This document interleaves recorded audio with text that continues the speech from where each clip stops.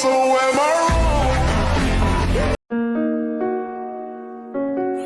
La chaîne qui vous apprend à rentabiliser vos paris sportifs et à maximiser vos gains, notamment sur le bookmaker 1xBet. Donc si vous êtes africain et que comme moi vous voulez le succès sur 1xBet, n'oubliez pas de vous abonner et d'activer la cloche des notifications.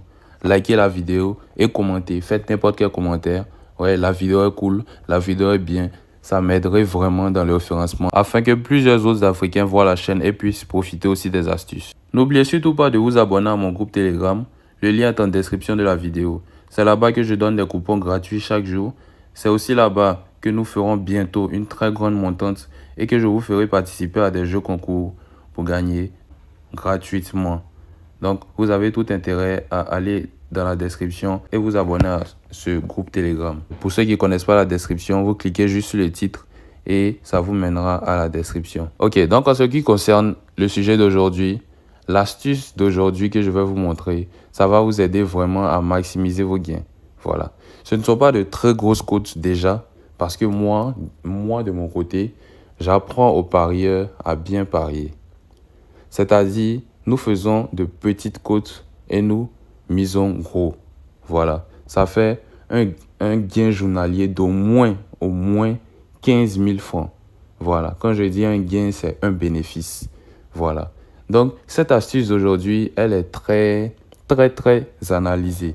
Voilà. Il y a 3 points à prendre en compte. Donc, je vous demanderai de bien suivre jusqu'à la fin. Voilà. Et de bien noter ces 3 critères-là. Car si ces 3 critères ne sont pas pris en compte, vous perdrez.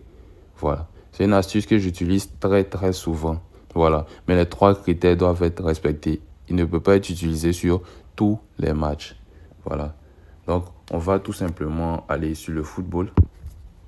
On va descendre. On va chercher un match peut-être d'Angleterre de Première Ligue à venir.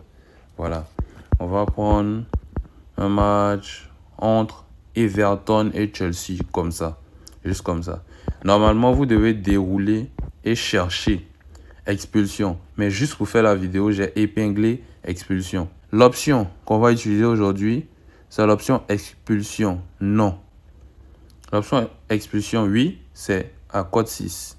Et non, c'est à code 1.11. C'est le non à côté à 1.11 qu'on va utiliser aujourd'hui. Normalement, une expulsion, c'est rare. Mais on va la rendre encore plus rare.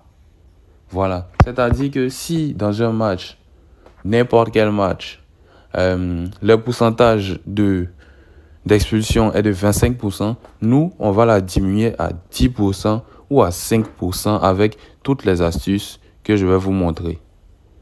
Voilà. Donc, les critères sont à prendre en compte minutieusement. Voilà. Donc, du coup, vous vous demandez sûrement quels sont les critères.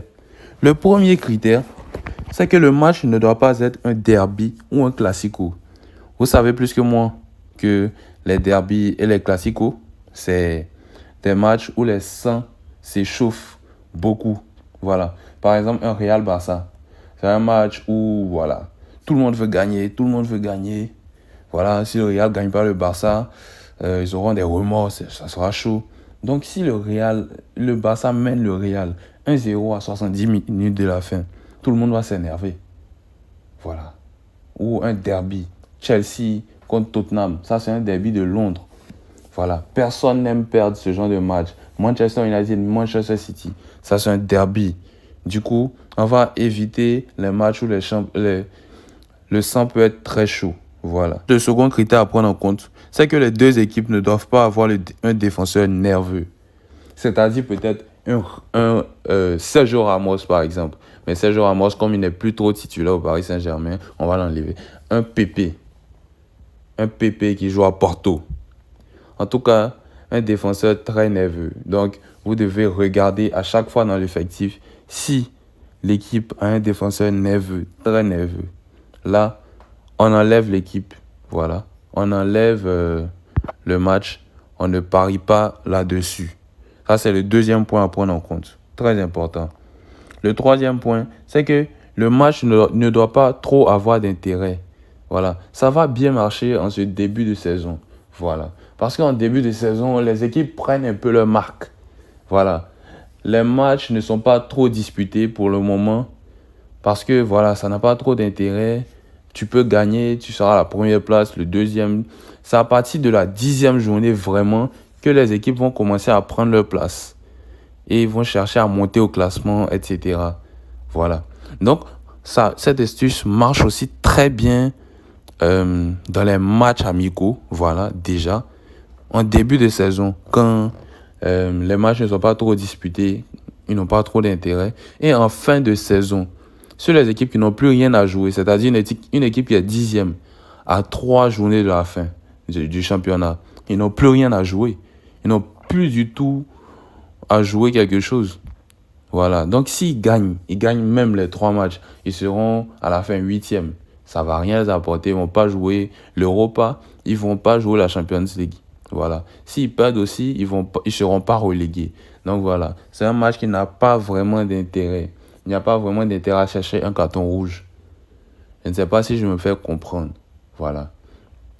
Donc voilà, ceux qui n'ont pas compris, rejoignez-nous sur Telegram. Voilà, il y a mon inbox qui est là pour que vous puissiez me demander plus d'explications déjà. Voilà.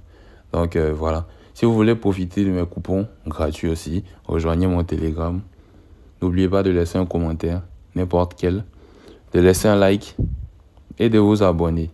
Voilà, si vous avez aimé la vidéo, je vous dirai merci. Et à la prochaine pour une nouvelle vidéo.